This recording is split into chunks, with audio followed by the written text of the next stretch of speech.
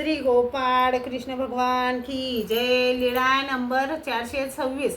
काच राड्यास तीक वन नायकाचा उपार स्वीकार।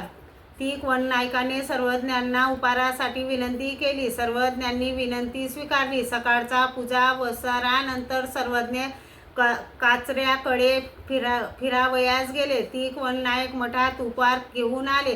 त्यांच्यासोबत मुलगा होता। मुक्कामाच्या ठिकाणी सर्वज्ञांबद्दल विचारले। सर्वज्ञ कोणीकडे गेलेत तेथील महात्म्याने सांगितले। सर्वज्ञ काचऱ्याकडे गेलेत। मग तीक वन नायक म्हणाले, महात्मे खोटे बोलत नसतात।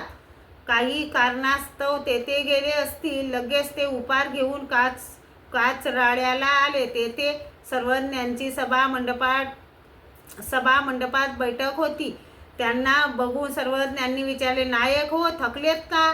ते म्हणाले, जी माझा सर्व थकवा गेला जी। फारच थकवा आला होता, तो सर्व थकवा गेला जी। मग सर्वज्ञांनी भक्तजनाकडून त्यांच्या डोक्यावरची पाटी उतरवीत सर्वज्ञांना पूजा वसर केला। सर्वज्ञांसाठी ताट केले। भक्तजन पंक्तीला बसले। सर्वज्ञांचे जेवण झाले।